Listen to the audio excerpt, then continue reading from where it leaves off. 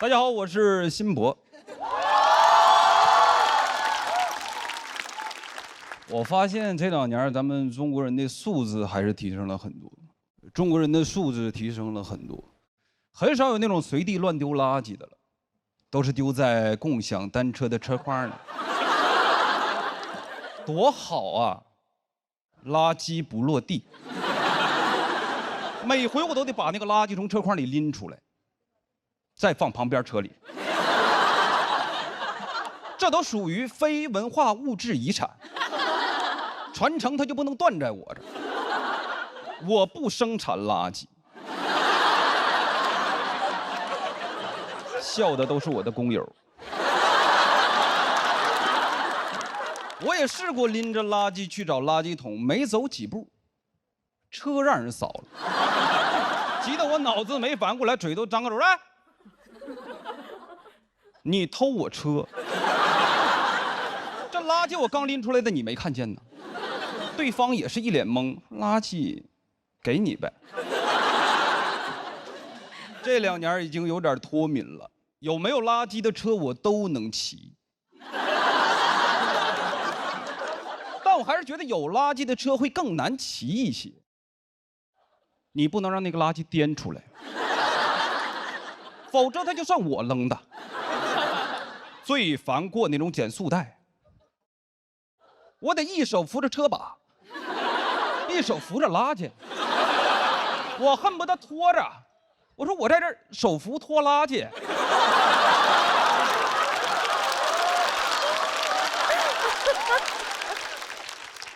最怕玻璃瓶，再碰到减速带，我得立马控屏，掉出来玻璃心得碎一地。那天扫了台车，不知道哪个孙子吃剩了半包辣条，我真是想尝尝。麻辣王子，从小我就爱吃。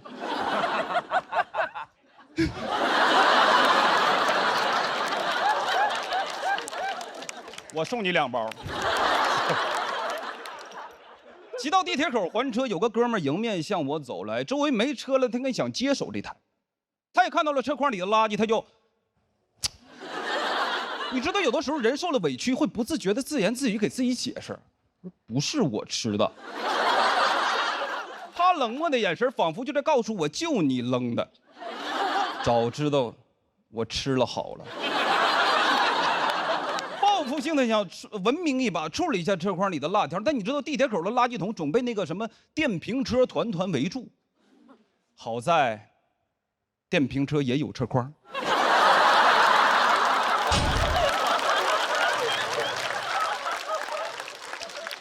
还有头盔，蹭我一手油，这个倒好处理。车筐里你就找嘛，都有纸巾。我觉得咱们素质还是得继续提，对吧？比如说我们扔的时候，可以按照共享单车的品牌搞一搞垃圾分类。小哈丢干垃圾，小菊丢湿垃圾，小就是垃圾。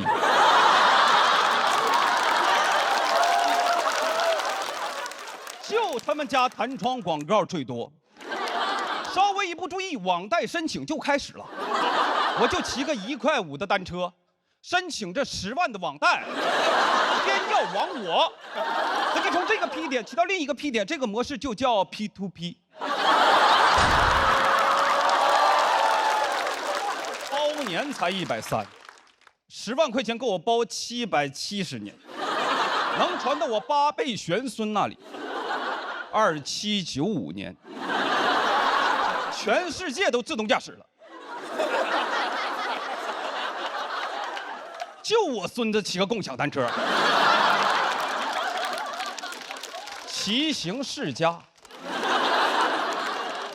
单车会员到期日加计勿忘告乃翁。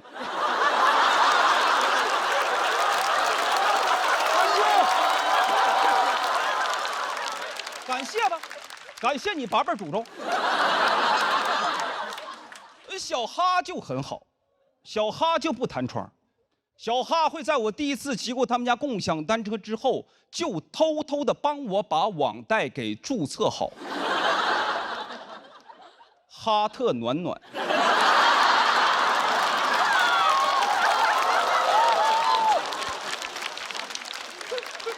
车是越来越难骑。那天演完午夜场，出了地铁口就一台小破车，那车贼破，我很犹豫。到后边有哥们推波助澜，他问我：“哎，你骑不骑？你不骑我骑。”我说：“我骑，赌一把。”那台车骑着不如扛着，那车把歪的，我正着扶车就走斜线。我就理解什么叫歪打正着，那个车座被压到最低，锈死了，提不上来。我一蹬膝盖，只顶我下巴壳，为了不顶到，我还左右闪躲。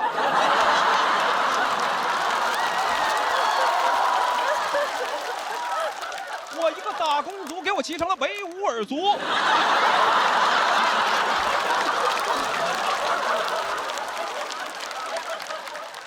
上坡我得站起来猛蹬。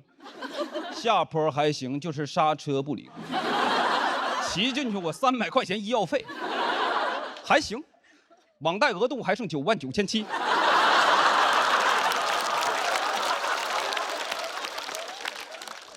最垃圾的还得是那个共享电单车。共享电单车那个头盔你戴过一次，才会真正理解什么叫屎盆子扣你脑袋上。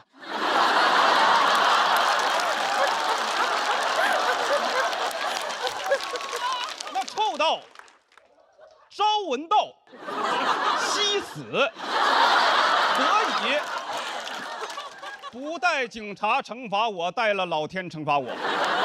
那个味儿从天灵盖就冲进来了，保护我的脑子，击溃我的心理。这跟从垃圾堆捡个口罩带点有什么区别？我就感觉我的脑袋被流浪汉用腋下夹住了。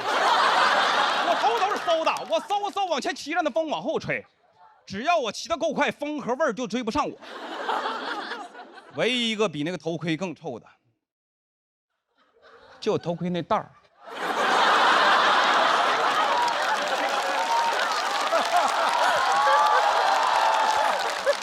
那就是流浪汉的袜子。朝闻道，立马死。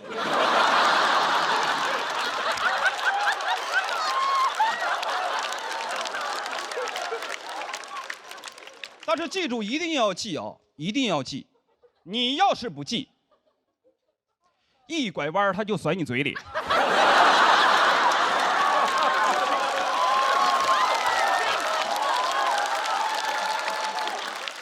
共享电单车的批点特别少，还车点特别少。骑到客户门口，发现最近的批点就我出发那个。原地还车要收我20的调度费，我又骑了回去，钱花了，时间花了，人还留在原地。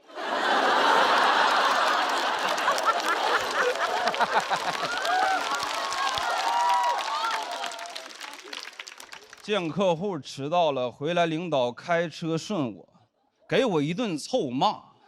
唯一一个比那袋儿更臭的，就领导的嘴。我说领导，你把安全带系上吧，一拐弯再甩你嘴里。上个班儿，骑破车，戴臭盔，挨臭骂，就为了挣几个臭钱。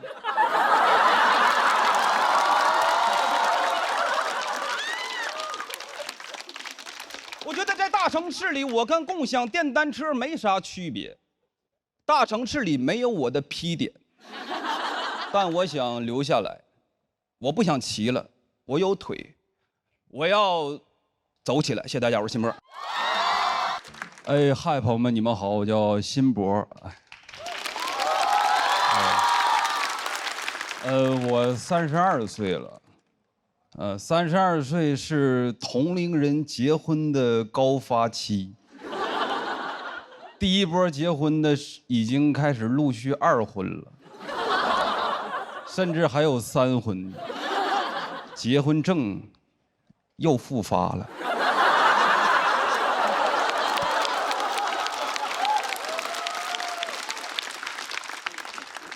经常在微信上收到婚礼请柬，那种电子请柬收到过吧？作为一个被邀请的人，我只关心什么时间在哪儿办。但想了解到这些信息，我必须得先看一组新人大片儿，没法跳过，咱们就得被他们的爱强制爱。翻了半天，7月2号在秦皇岛阿那亚拍的这组婚纱照。我说你真行，去得起阿那亚，去不起图片水印。那照片怎么说呢？真好看，真甜蜜，但有的时候也真不像啊。我生活里也不长这样，我都眯着眼睛往后滑，滑到最后还是一个植入的广告按钮，叫“我也要制作”。谁会看完别人的婚礼请柬就说：“嗯，我也做一个。”我做啥？我作茧自缚啊！我觉得这种人生大事它不能太商业，那是不是墓碑上也可以刻“我也要一杯”？第2杯半价，收藏打卡，升杯。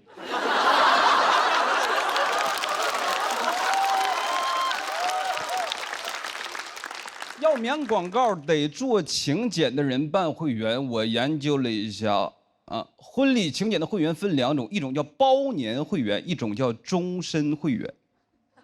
婚礼请柬的终身会员，就没盼咱们好，活到老结到老，倒是适合那些结婚证高发人群。还能发弹幕，我不喜欢婚礼请柬里边的弹幕过于和谐，咋就没人发？只有我一个人觉得不好看吗？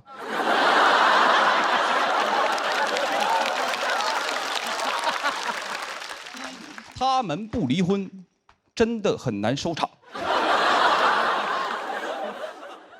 接。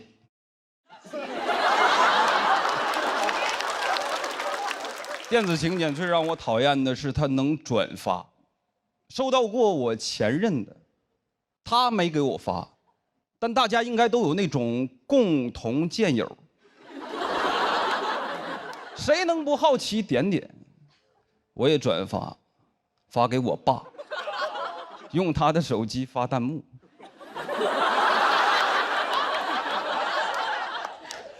只有我一个人觉得新郎不好看吗？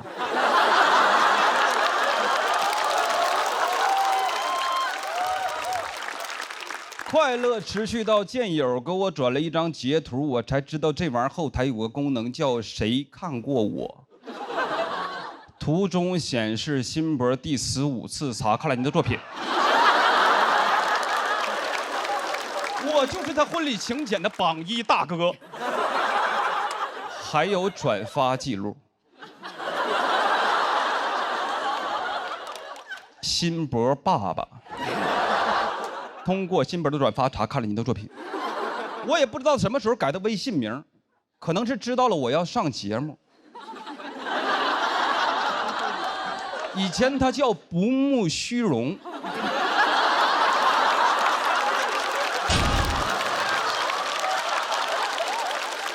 我说爸，你应该改叫慕容复。相比于之前的邀请方式，我觉得电子请柬是不是有点过于方便了？就导致那些不该给我发的人也给我发，平时都不熟，完全不联系，吧唧一个请柬给你发过来。前几天收到一个算是同学，一起在驾校学的车，一个请柬加条语音，老同学想你了。我能收到微信里每一个跟那能产生对话框的都能收到，应该也包括文件传输助手。拉黑他不过瘾，我也要制作，我也给他发。给他冲冲喜。老同学，我在婚礼也很想你。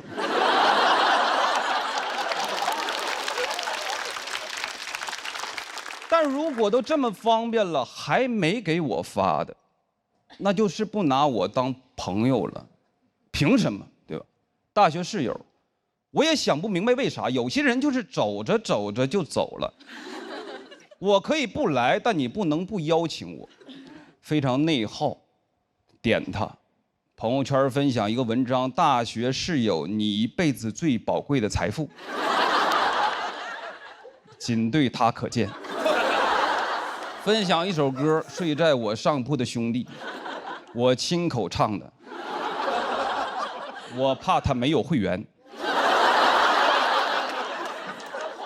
没有反应。随着婚期临近，我愈发的心烦意乱。小某叔说这是婚前焦虑的表现，要我积极备婚，有问题直接跟我的新郎沟通。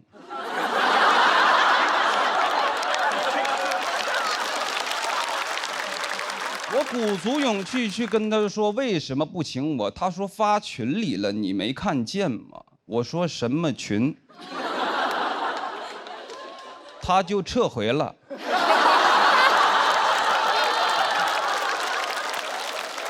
我看见了，跟我说我结婚来聚聚呗，我也不知道咋回，还是输入法比较了解我。刚打出了祝你，就联想出了早日康复。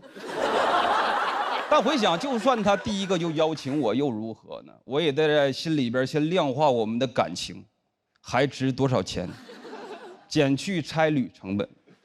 如果是正数，那就是礼金；如果是负数，那就是来不了。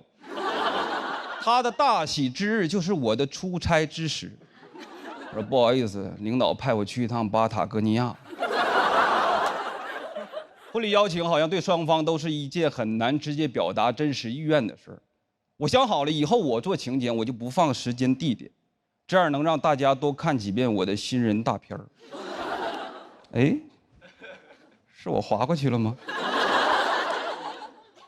最重要的，它也是筛选，因为真正想来的人会问我，不想来的人我也不想追问，因为我有访客记录。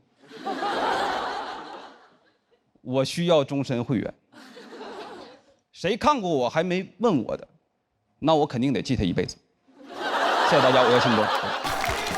辛博，感觉都是我的托儿啊。来了，大家好，我叫辛博。小时候我就在农村生活，你说农村的医疗条件不是特别好，我爸妈就属于那种小病自己看，大病互相看。新型家庭合作医疗。从小我身体不是特别好，经常吃药，但就没吃过那种 OTC 的。我爸指着 OTC 的标志给我讲过，儿子你记着，这个牌子的药啊，没劲儿。就是我能得什么病，主要取决于他们听说过什么病。在我理解，这就是听诊。小学的时候发现我后腰有块骨头特别明显，我爸给我的诊断是腰椎间盘突出。科普一下，这个病的发病期是19岁到50岁之间，那年我7岁。每天都给我按。朝我的突出部猛攻。有朋友问你爸就这么胡来，你妈也不管。我爸负责按，我妈负责按着我。我甚至在想，小的时候走丢了，警察问我爸：“哎，你儿子有什么特别明显的体貌特征吗？”要不说你们当不了我爸。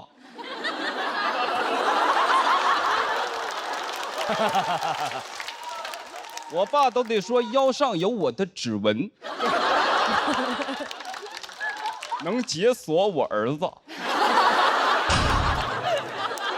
后来11、12岁，我就开始长喉结。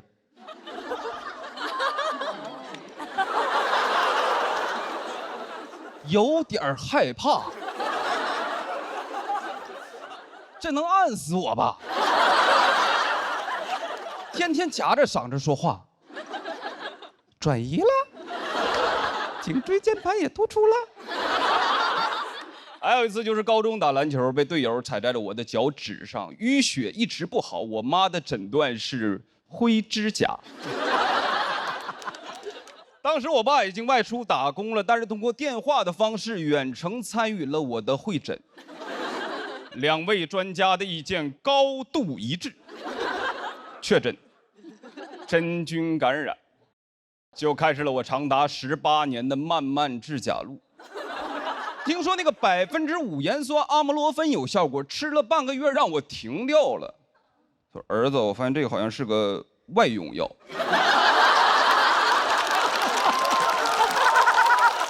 怪不得口腔都不溃疡了呢。我们东北有个菜叫小鸡儿炖蘑菇，我们家经常做。鸡肉可以不吃，那个鸡爪子得留给我。那个指甲我最好吞掉。说是吃啥补啥，以形补形，但不让我吃蘑菇，说那都是真菌。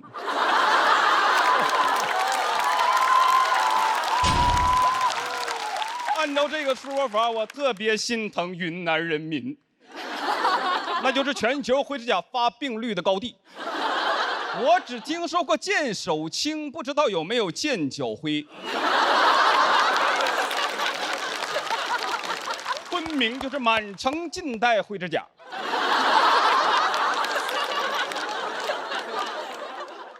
这么多年，我心里一直有疑问，就我虽然得了灰指甲，但我始终都没有传染俩。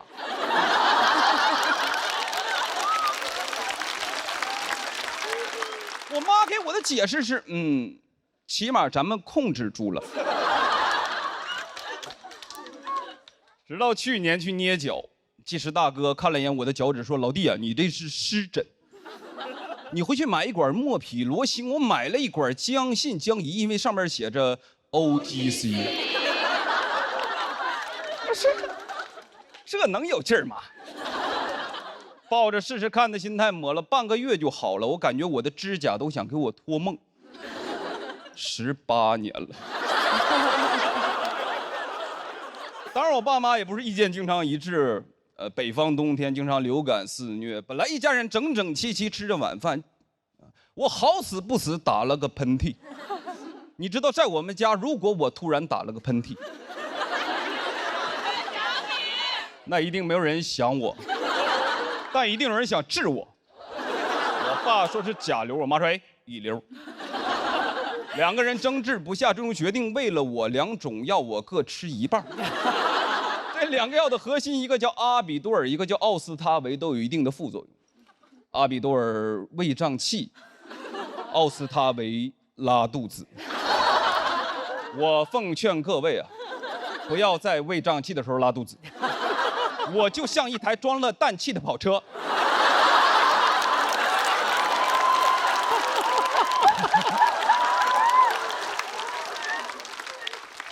我爸决定送我去医院，因为他发现我的瞳孔开始有点涣散，说我太爷走的时候就这种眼神。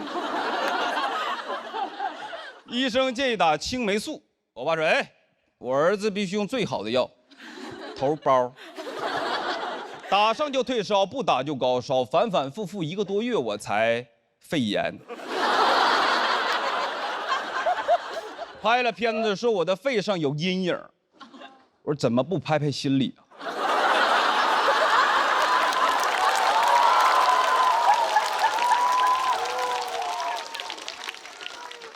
就那么个条件，大多时候就能靠经验、靠直觉。我受过教育，我现在自己生病就是上网学。啊，我们不看病就是我们家的遗传病，我们家也算是2代行医。不过这几年，我爸妈通过短视频这些中老年科研平台，学到了很多新的医学理论，发现对我有诸多误诊。经常喝点酒就会跟我道歉，说儿子会不会埋怨爸爸？我说怎么可能呢，对吧？你们含辛茹苦把我养大。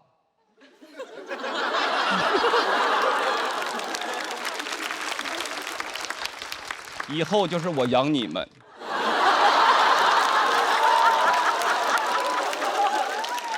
爸，你可要保重好身体呀，咱家的好日子都在后边呢。妈，你也是，我帮你按按。原生家庭，在我的理解就是原谅生我的家庭。这可能只是个时间问题，但是在我内心里还是希望我爸妈有朝一日能跟我道歉，跟我说孩子对不起，毕竟爸妈也是第一次当医生。谢谢大家，我是辛博。哎，大家好，我叫辛博。从小就在农村生活，我觉得农村的教育资源不是特别好。我的小学就那么几个民办教师，就是那种农民扮演的教师，乡村 coser。班主任老师姓张，他教我数学也教我插秧。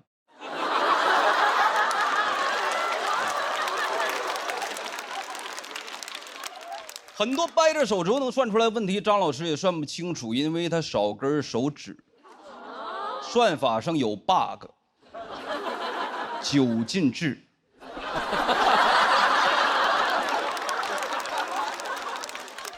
我很笃定，真的，我从小就很笃定，我一定得考上大学，因为我知道只有上了大学，才能结合着我的专业所学，让家里给我买电脑，买一台能玩所有游戏的学习电脑。所有的科目里边，数学最差，高考算是超常发挥，考了76分，按照9进制算是84。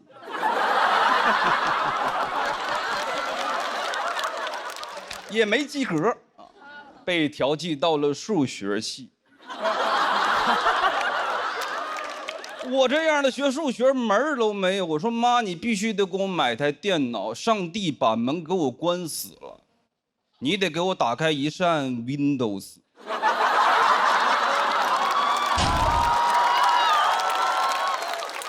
没复读啊，没复读，因为第一学年成绩的前5%可以转专业。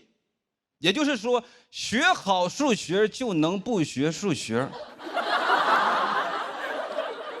同学们都在那儿苦笑说，学数学是不学数学的充分不必要条件。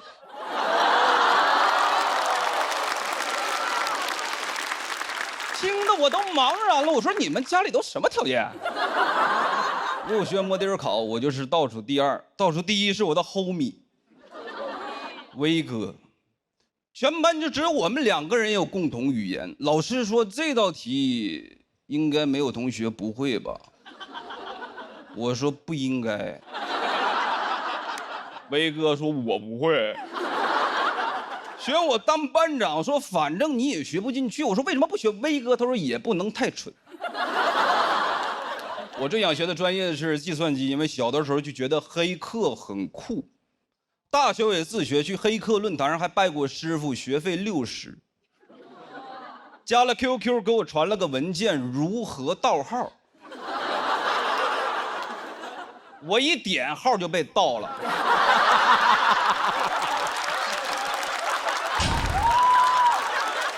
你以为是教程，结果是教案。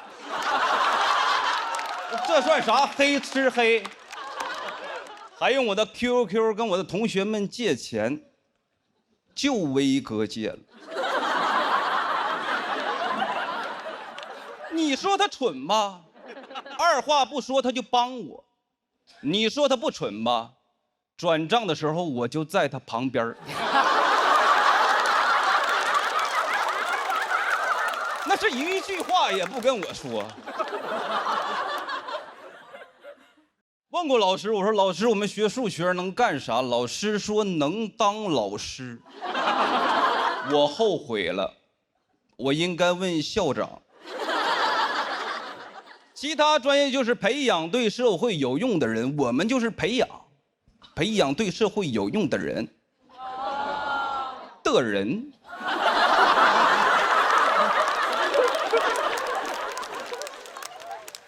我发现啊，像我这种普通学校的冷门专业，社会给我们留的大多岗位都是销售类。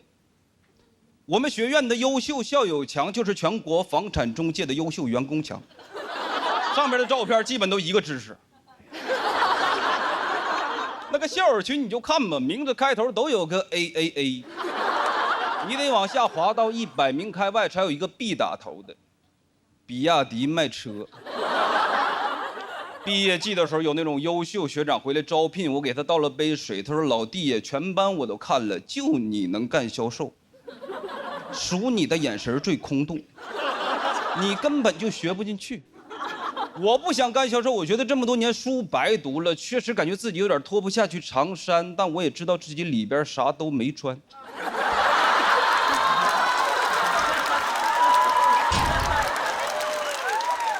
学长安慰我说，那销售和销售不一样，你上过大学的销售比那些没上过的至少大4岁，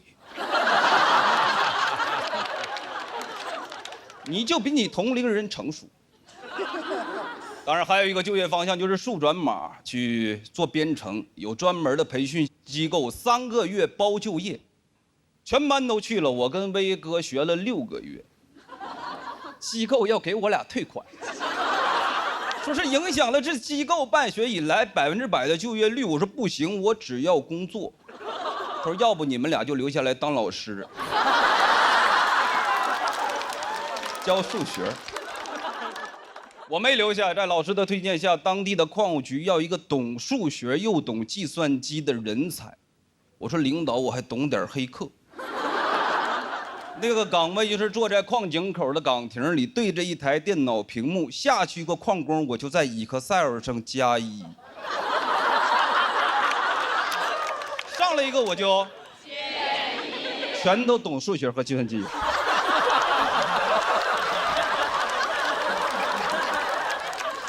同学们好奇说：“你这个样的去矿上能干啥？”问得多我就很烦，我说算命。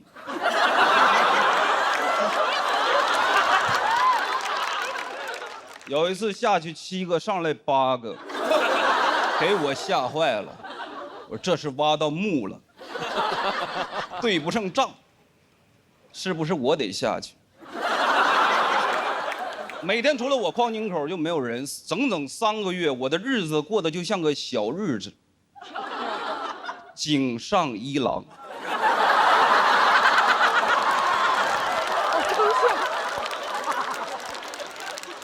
接到了一个改变我人生的垃圾电话，来自广东珠海，问我先生买房吗？我立马反问他：你们招人吗？我学数学的，他说我学物理的。我说城濮求是，他说博学笃行。我们学校的校训。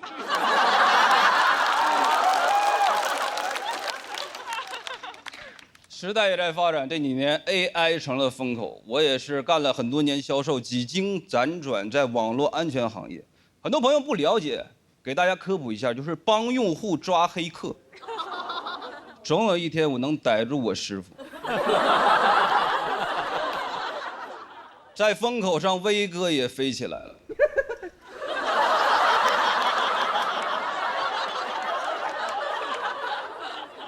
他现在是一名自动驾驶算法的工程师。来杭州开会，我开车接他，他跟我说：“你把自动驾驶关喽。”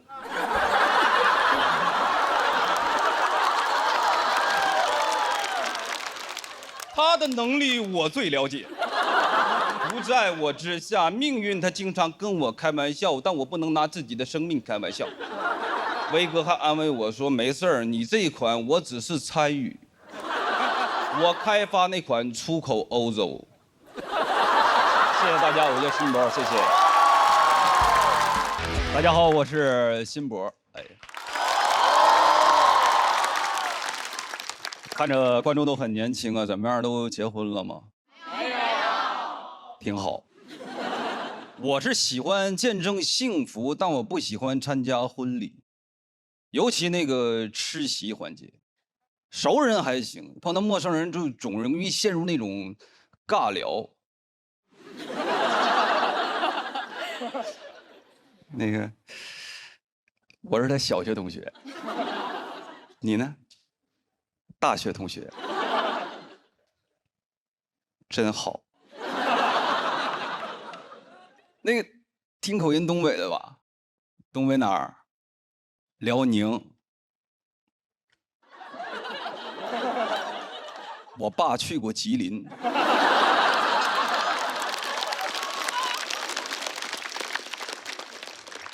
我能说啥？我说怪不得没见过你呢，兄弟。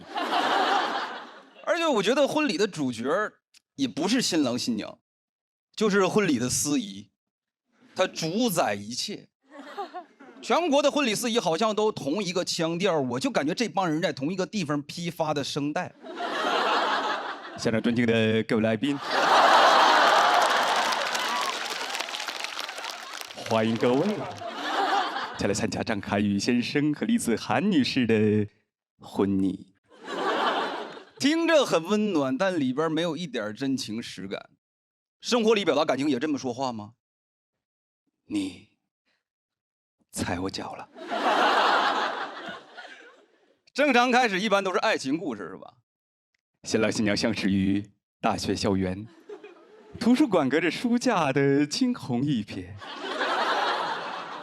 从此人生悄然改变。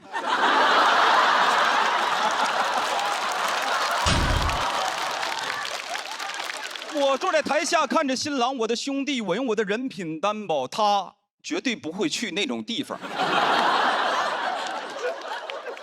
我们俩4年的开黑记录就是他的不在场证明。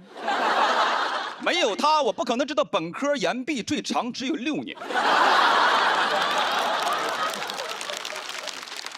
特别奇怪，就是大学恋爱走到婚姻相识就得在图书馆，让我感觉图书馆就是个灯红酒绿的地方，藏污纳垢，知识改变桃花运。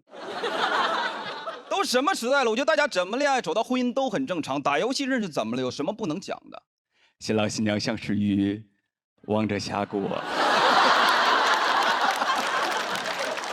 经历过小学生的谩骂，也是常问候别人的全家。还有5秒，新郎新娘即将闪现登场。掌声欢迎这对双排新人。有请摄影师用 Live Photo 神器 vivo S30记录下这美好的瞬间，快乐你就 vivo Live。我特别受不了司仪的一个点，就是司仪特别喜欢煽情，特别喜欢煽情。中国有一个传统叫做丧事儿喜办，我感觉他们就是想，对，喜事儿丧办，尤其针对新娘。此时此刻，又有一个家庭失去了女儿。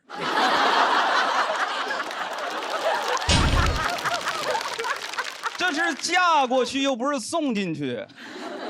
新娘回头再看一眼你的爸爸和妈妈，跟养育了你20多年的爸爸妈妈告个别吧。爱情的坟墓是真要埋人呐！我都担心他从包里掏出一个令牌往地下一拽，斩。新娘起早贪黑费多大劲化个大妆，被搞得2道黑线留下来，跟那个某巴克的 logo 似的。如果你的泪点比较高，它会有后招。此时此刻，丫头，还记得儿时父母怀抱的温度吗？去，给他们一个温暖的拥抱。新娘没感动到，给花童吓一跳。如果你的泪点奇高，他就会有绝招，他会看一眼音响老师，并且给音响老师一个信号，音响老师会直接把音乐推向高潮。时间都去哪儿了？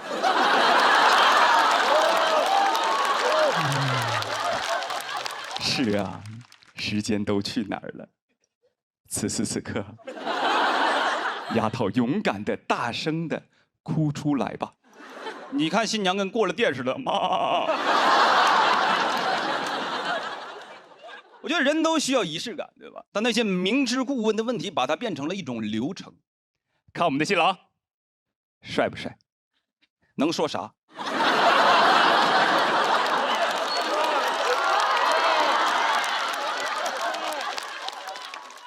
一般。还有那句，此时此刻，新郎，你最想见到的人是谁？我赌上我的尊严，科比。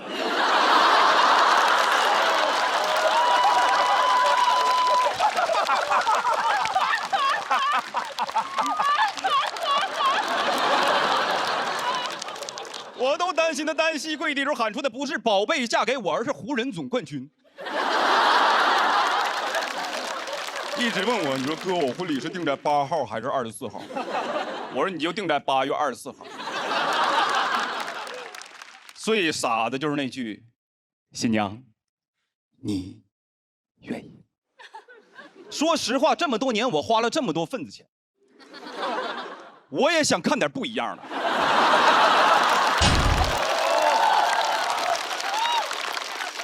我不愿意，我被逼的。我妈生日有炸弹。你问点实际的，能落地的，无论说结婚之后新郎天天喝酒钓鱼不洗澡就往床上躺，你愿意吗？那新娘肯定得说，别逼我，妈妈对不起，引爆炸弹。流程最后还会有个小的环节，新郎现在可以正式的亲吻你的新娘了。正式。昨晚上单身夜当我面嘣儿吧的。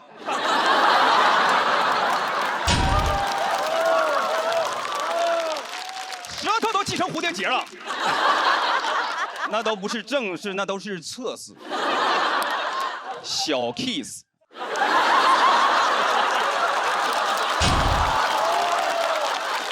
非得像现在这样叫来双方父母亲朋好友街坊四邻单位领导，各就各位，预备，作。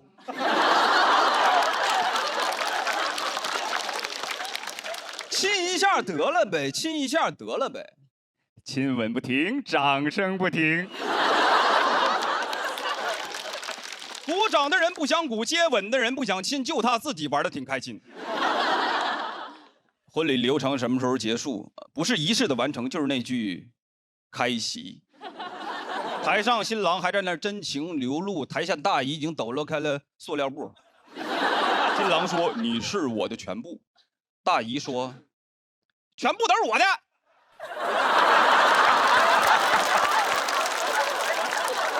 接下来这段有观众找到我说：“辛博对你讲的这种司仪深恶痛绝，你能不能来我的婚礼当司仪？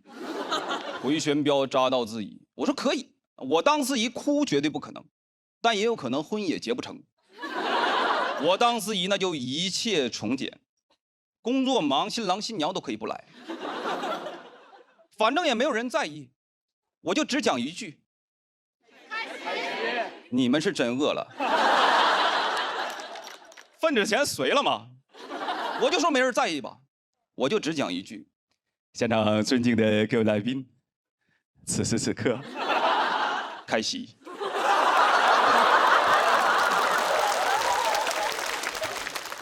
我是明年4月份办婚礼，我没找司仪，我准备一人分饰2角。看我们的新郎，还行。新娘多给点零花钱，你愿意吗？各就各位，预备备，我们要亲嘴了。此时此刻，我是辛博，谢谢大家。